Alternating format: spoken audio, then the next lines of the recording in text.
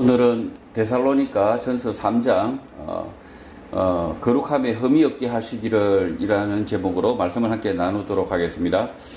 데살로니가 교회에 대한 유대인의 핍박은 예수 재림과 부활에 대한 의심, 질문으로 시작합니다.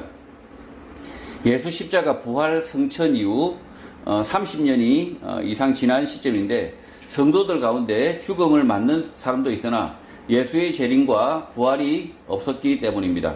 그럼에도 불구하고 바울은 데살로니가 교회 성도들이 자신이 전한 복음을 순전하게 믿고 믿을 뿐 아니라 삶으로 실천하고 있어서 예수 재림, 심판의 날에 우리의 영광이고 기쁨이라고 말했던 것입니다.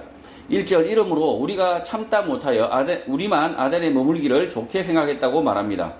바울은 기독교로 개종한 데살로니가 교회 성도들에 대한 유대인들의 핍박으로 데살로니가를 떠나왔지만 자신만 아테네에 남기로 하고 디모데와 실라를 데살로니가로 다시 보내기로 결정을 합니다.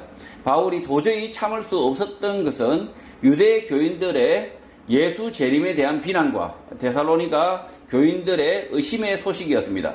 지금 데살로니가 교인들이 믿는 예수 재림에 대한 복음을 그 유대인들이 비난을 했다는 거죠. 예수가 이미 부활 성천하신 지 30년이 지났는데 그 봐라 아직도 예수가 재림하지 않지 않느냐라고 유대인들이 조롱하고 비난했다는 거죠. 2절 우리 형제 곧 그리스도의 복음을 전하는 하나님의 일꾼인 디모데를 보내노니 이는 너희를 굳건하게 하고 너희 믿음에 대하여 위로했다고 합니다. 바울은 디모데를 소개하며 그가 데살로니가 교회를 세웠다, 설립했다라고 말합니다. 바울이 데살로니가에 머문 기간은 3주였지만 유대계에서 회심한 교인들, 기독교로 개종한 그들을 실제 이끈 사람은 디모데였던 것입니다. 그를 하나님이 보낸 일꾼, 돌보는 사람, 목회자인 동시에 예수 그리스도의 복음을 전하는 우리 일의 동료라고 말합니다. 그가 데살로니가에 다시 가면 데살로니가 교회 성도들이 현재 가지고 있는 믿음의 고민들에 대하여 말씀으로 가르치게 되고 그의 가르침이 위로가 될 것이라고 말하는데 이미 그렇게 되었던 것입니다. 바울이 떠나자 잠시 흔들렸던 데살로니가 교회가 디모데를 통하여 믿음 가운데 굳건하게 섰던 것입니다. 지금 디모데와 이 바울의 나이 차이는 꽤 납니다. 꽤 나는데도 불구하고 바울은 이 디모데 20대 지금 20대로 보입니다. 20대의 청년 디모데를 우리와 동역자다라고 지금 말하고 있다는 거죠. 지금 이 바울의 전도 여행팀에는 바울과 실라 그리고 디모데와 누가가 있는데 바울이 아마 제일 나이가 많을 것 같긴 하고 어쨌든 이렇게 나이 차가 남에도 불구하고 바울은 디모데를 우리의 동력자다라고 이야기하고 있다는 거죠. 3절 아무도 이 여러 환난 중에 흔들리지 않게 하려 함이라 우리가 이것을 위하여 세움받은 줄을 너희가 친히 알 것이라고 합니다. 데살로니가 교회 성도들 가운데 예수 그리스도의 재림이 없지 않느냐라는 질문에 흔들린 사람이 있었던 것 같습니다. 디모데는 이런 성도들 한 사람 한 사람을 만나서 설득하고 가르쳤던 것 같습니다. 그렇게 하도록 바울은 디모데에게 부탁을 했고 우리가 이것을 위해서 세움을 받았다는 사실을 너희들이 안다는 것입니다. 오늘 한국교회에서 조용히 떠나는 사람들이 있습니다. 바르지 못한 교회, 하나님의 말씀이 없는 교회, 예수 그리스도의 가르침을 따르지 않는 교회에서 문제를 일으키지 않고 조용히 떠나가는 사람들이 있습니다. 떠나는 이유가 바른 말씀이 없다, 진리가 없다, 옳지 않다는 것이면 바르게 가르치는 교회를 다시 찾거나 자신이 바른 교회를 세워야 합니다. 바르게 신앙하는 두세 사람이 모이면 그것이 교회인 것입니다. 성도는 주님 오시는 날까지 두세 사람이라도 교회로 모여야 하고 그 교회는 바른 말씀, 예수 그리스도의 말씀만을 따라야 하는 것입니다. 바른 말씀이 있는 교회, 예수 그리스도의 말씀이 있는 교회를 떠나는 것은 그 사람이 거짓말, 비진리를 믿기 때문입니다. 진리 가운데 있다면 핍박, 고난이 있어도 견뎌내야 하는 것입니다. 바울은 데살로니가 성도들을 위하여 데살로니가를 떠나왔지만 데살로니가 성도들은 바울이 전한 복음에서 떠나지 않았던 것입니다. 지금 데살로니가 교회의 위기는 뭐냐? 단 3주 동안에 3주 동안에 바울의 설교를 통해서 회심한 유대인들입니다. 이들은 예수를 믿은 지, 예수 그리스도를 안 지 이제 한 달 남짓되었던 사람입니다. 그래서 그들이 지금 한 달 만에 예수 그리스도 기독교로 개종을 하고 그들이 이 바울이 전한 복음을 믿고 따르고 있는데, 교회로 모였는데, 데살로니가 교회로 모였는데, 몇 사람이 모였는지 모르지만 아주 적은 무리가 모였는데 그 사람들에 향한 비난이 쏟아졌다는 거죠. 예수라는 사람이, 예수라는 청년이 그가 하나님의 아들이다라는 것을 믿는 이들에게, 그들에게 직접적으로 비난받는 게 뭐였습니까? 부활한다, 재림한다고 하지 않았냐? 예수가 다시 오시마 약속하지 않았냐? 근데 지금 봐라, 30년이 지났다. 지금은 2000년이 넘었죠. 2000년이 넘었지만 그때 당시에 비난받았던 이유는 예수 재림을 아주 가깝게 보고, 봐라, 30년이 지났는데도 예수가 재림하지 않지 않느냐? 그러니 너희들의 믿음이 가짜다 라고 비난을 받았다는 거죠. 그 비난받는 데살로니가 성도들에게 누가 보냈느냐? 디모데를 보냈습니다. 디모데를 보내서 그 디모데가 그들을 위로하고 그들을 가르치고 그들을 믿음 위에 굳건하게 세우도록 했다. 그 일을 위해서 하나님으로부터 바울과 누가와 그리고 디모데와 실라가 세움을 받았다라고 지금 바울이 말하고 있는 것입니다. 4절, 우리가 너희와 함께 있을 때에 장차 받을 환난을 너희에게 미리 말하였는데 과연 그렇게 된 것을 너희가 안다고 말합니다. 기독교로 개종한 데살로니가 교회 성도들이 받을 환난은 유대인들의 동족의 핍박입니다. 동족들이 복음을 듣고 회심한 기독교인들을 로마에 저항하는 자, 반역하는 자로 고발하고 핍박하는 것입니다. 이러한 일은 예루살렘에서도 똑같이 일어났던 일이라 선교지에서도 예상되었던 것입니다. 지금 이 핍박하는 사람이 누구냐? 로마인도 아닙니다. 헬라인도 아닙니다. 유대인들이 오히려 개종한 유대인들을, 그러니까 예수교로 기독교로 개종한 유대인들을 핍박하고 있다는 거죠. 오늘 한국교회도 마찬가지입니다. 한국교회 말씀으로 바르게 살리는 교회를 핍박하는 사람들이 누굽니까? 소위 말해서 기독교인이라는 사람들이 오히려 말씀으로 바르게 살려고 하는 성도들을 오히려 핍박합니다. 그러니까 기독교인이라는 사람들이 오히려 핍박을 한다. 왜? 자신들의 위선과 거짓말이 들통날까봐 바르게 가르치는 교회, 그리고 바르게 순종하려고 하는 교회를 오히려 이단이라고 정죄하고 비판하고 숨기려고 한다는 거죠. 이런 일이 1세기에 이 바울의 교회, 그러니까 데살로니가 교회, 디모데의 교회만 일어난 게 아니라는 거죠. 지금도 그렇게 일어난다는 거죠.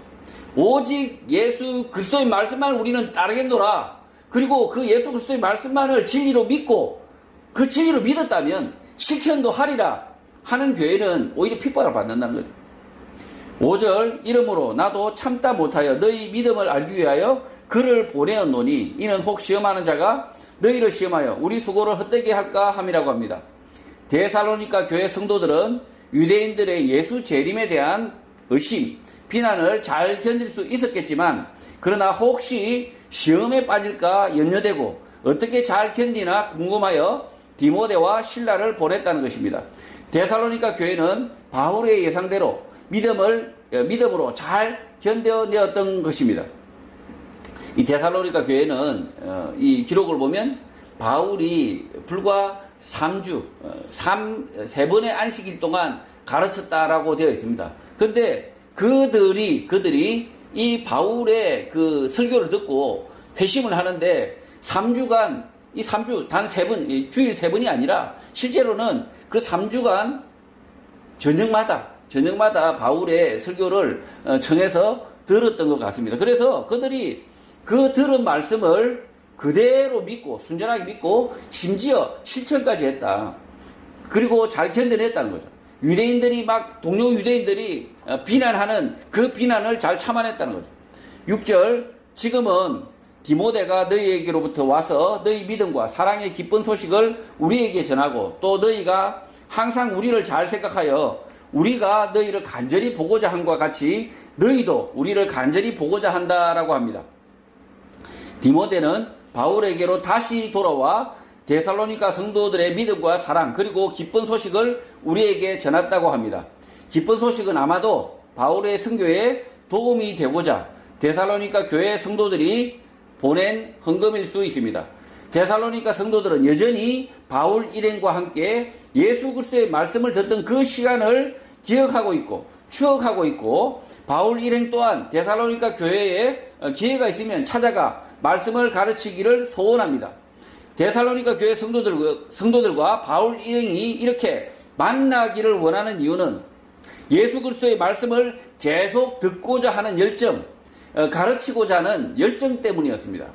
이 바울과 데살로니가 교회 성도들이 3주간 아주 열정적인 부흥 집회를 가졌지 않습니까? 그 시간들을 추억하고 있다는 거죠.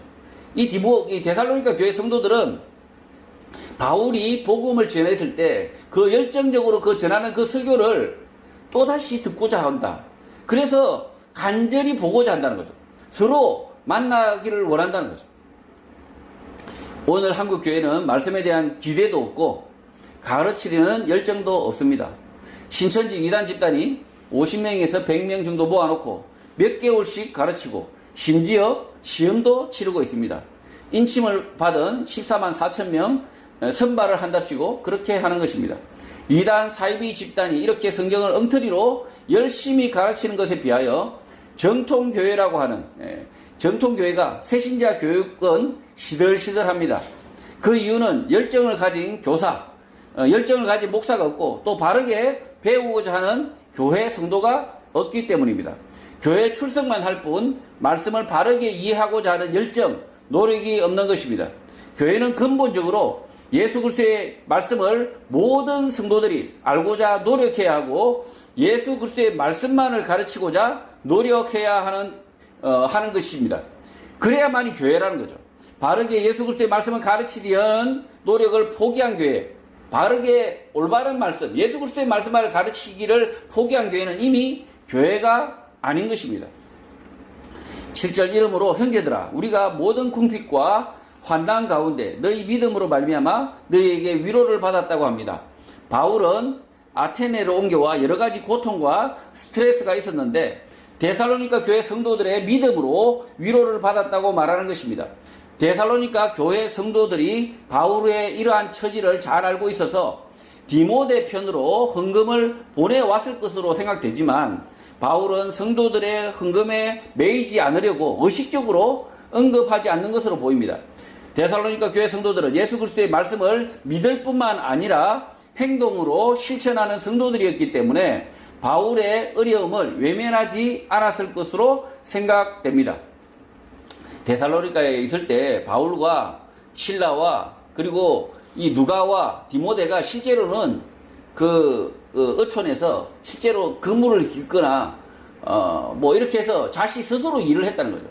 이 네 사람이 실제 예수 그리스도의 모범을 보이려고 이 성도들에게 의탁하지 않고 실제로 일을 했다는 거죠. 낮에는 일을 하고 밤에는 말씀을 전하고, 그래서 낮에는 자기 일을 하고 그래서 돈을 벌고 그리고 밤에는 말씀을 전하고 이렇게 밤낮 주야로 그들이 수고했다, 헌신했다라는 사실을 잘 알고 있기 때문에 그래서 이 데살로니가 교회 성도들, 개종한 유대인들, 그러니까 회심한 이 유대인들, 이 그리스도인들이 데살로니가 교회 성도들이 바울의 그 노력을 알고 있기 때문에 그들의 전도 여행에 보탬이 되고자 했다는 거죠.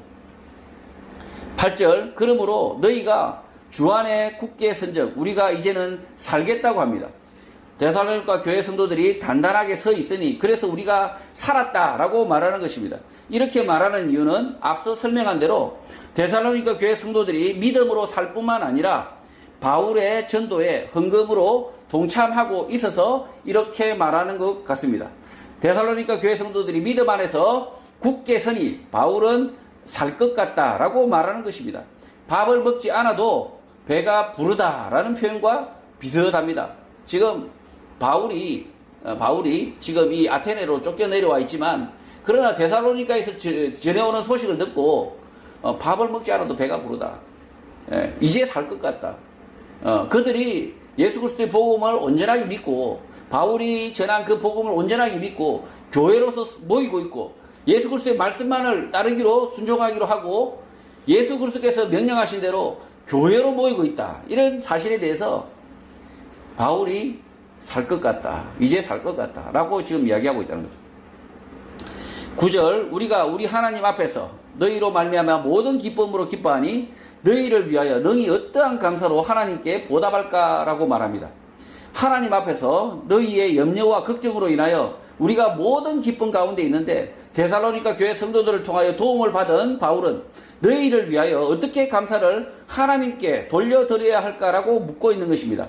바울이 자신이 받은 도움을 데살로니가 교회 성도들에게 돌려줘야 하는데 하나님께 돌려드리겠다라고 하는데 그 이유는 데살로니가 교회 성도들의 주인이 예수 그리스도 하나님이시라는 고백이 있는 것입니다. 지금 도움은 누구에게 받았습니까? 데살로니가 교회 성도들에게 받았습니다. 그러나 이 도움을 누구에게 갚는다고 합니까? 하나님에게 갚는다. 왜 그러냐?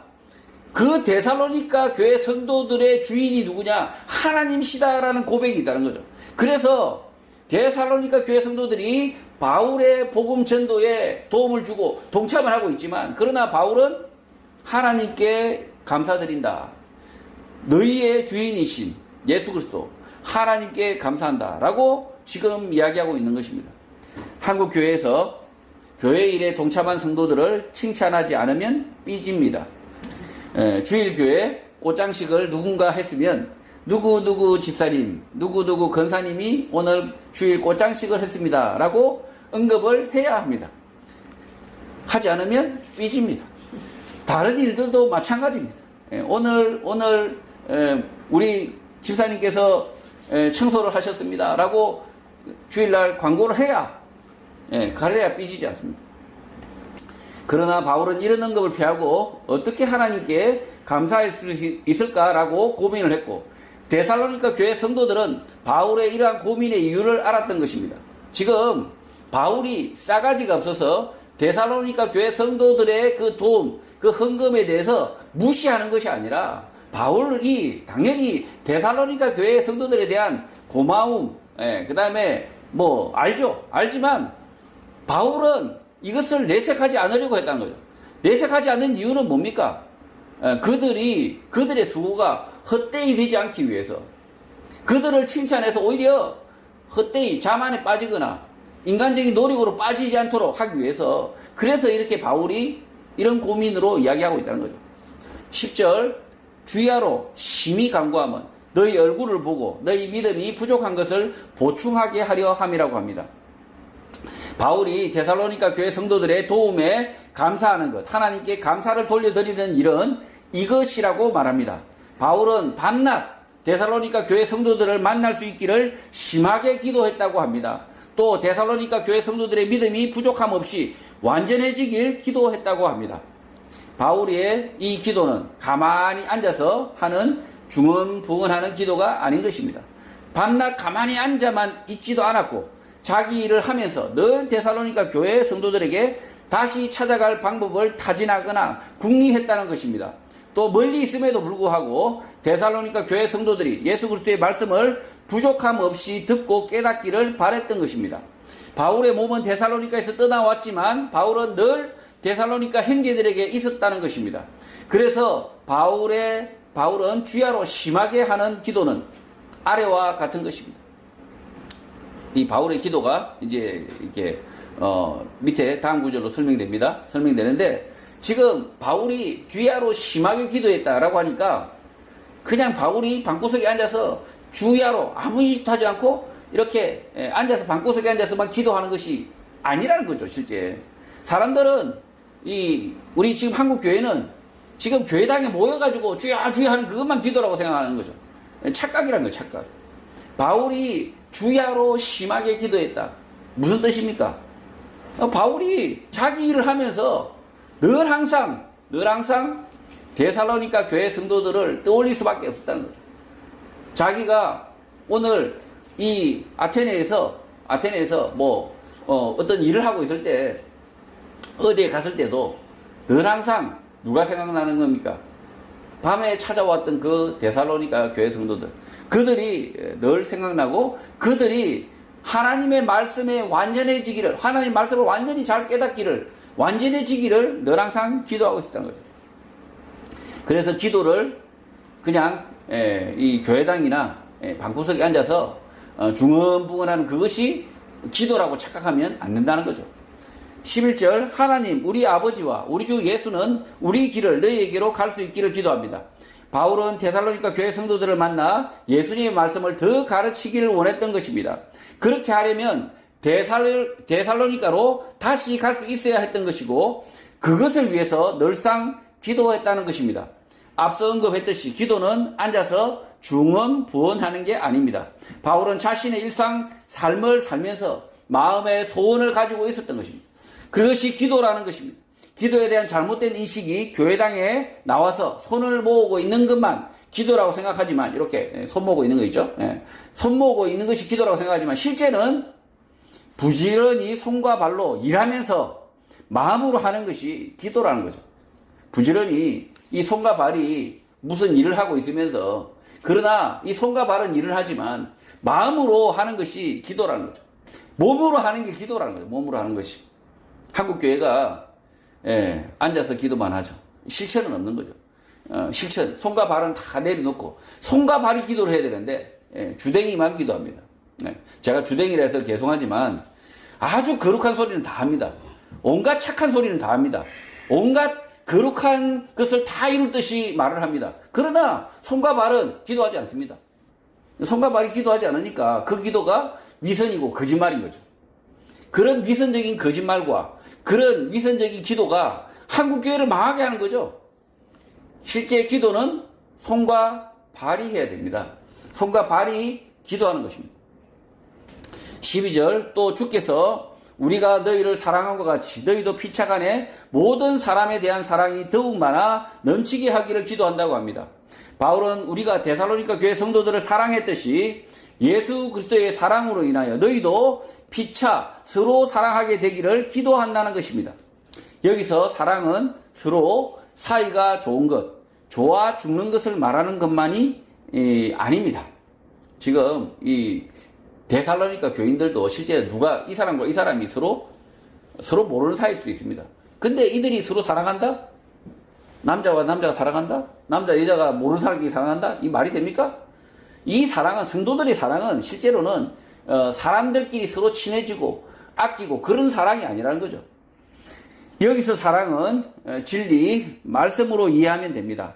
바울의 일행이 예수 그리스도의 말씀 진리를 데살로니가 성도들에게 전했듯이 데살로니가 교회 성도들 또한 피차, 말씀, 진리를 서로 공유하기를 기도하는 것입니다. 사랑, 진리, 말씀을 구분하지만 문맥을 따져보면 같은 말인 것입니다. 데살로니가 교회 안에 사랑이 넘친다는 것은 말씀이 넘친다, 진리가 넘친다가, 은혜가 넘친다는 말과 동의어인 것입니다.